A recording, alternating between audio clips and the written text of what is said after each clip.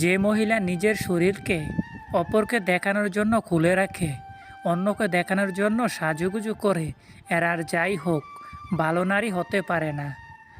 চোখের জলটা অনেকটা ফুলের মতো, কখনো নিচে থেকে ঝরে পড়ে, কখনো বা অন্য কেউ এসে জড়িয়ে দিয়ে চলে যায়। একটা তেতু সত্যি কথা কি জানো তো, কাউকে প্রয়োজনের তুলনায় বেশি দাম দিলে সে খুব যত্ন করে অবহেলা শুরু করবে। যে তোমাকে দেখার জন্য কখনো ছুটে আসেনি, যে তোমাকে পাওয়ার জন্য কখনো পাগলামি করেনি, মনে রেখো তোমাকে হারাবার ভয় তার নেই। বিশ্বাস ভাঙতে নয় গড়তে শেখো, কথা দিতে নয় রাখতে শেখো, কারো জীবনের জ্বর নয় আলো হয়ে যেও, মিথ্যে দিয়ে নয় সত্য দিয়ে জীবন করো। মনোবিজ্ঞানের মতে পুরুষ যদি কোনো নারীকে সহবাসের সময় বারবার ভালোবাসার কথা বলে, তাহলে সেই নারী ওই পুরুষকে সারা জীবন ভালোবেসে যাবে। সম্পর্কের শুরুতে যেমন একে অপরের প্রতি গুরুত্ব থাকে, তেমন যদি সম্পর্কের শুরু থেকে শেষ পর্যন্ত থাকতো, তাহলে অনেক সম্পর্ক মাঝপথে ভেঙে যেত না। অপরের খারাপ চাইলে নিজের কখনো ভালো হয় না, আর অপরের ভালো চাইলে নিজের কখনো খারাপ হয় না।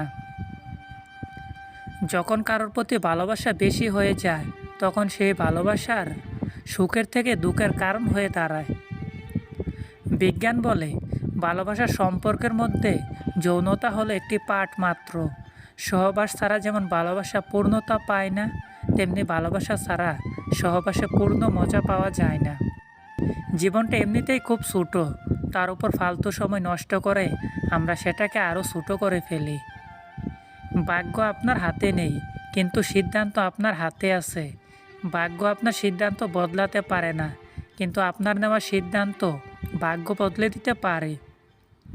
যে নারী আপনাকে পছন্দ করে, সেই নারী আপনার বিপদের সময় সবার আগে এসে দাঁড়াবে আর আপনাকে ভরসা দেওয়ার চেষ্টা করবে।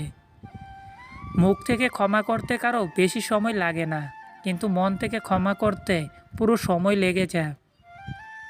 আজকে যে বন্ধুকে ছাড়া এক পাও চলতে পারছেন না, সময়ের সাথে একদিন সেই বন্ধু তোমাকে ভুলে যাবে।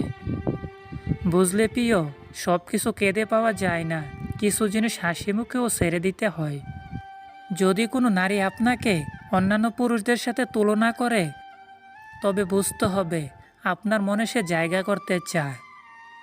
তুমি যদি কাউকে জল আনতে পাঠাও, আগে সে নিজে খাবে, তারপর তোমার জন্য নিয়ে আসবে। সবাই নিজের জন্য বাঁচে, পরে অন্যের কথা ভাবে।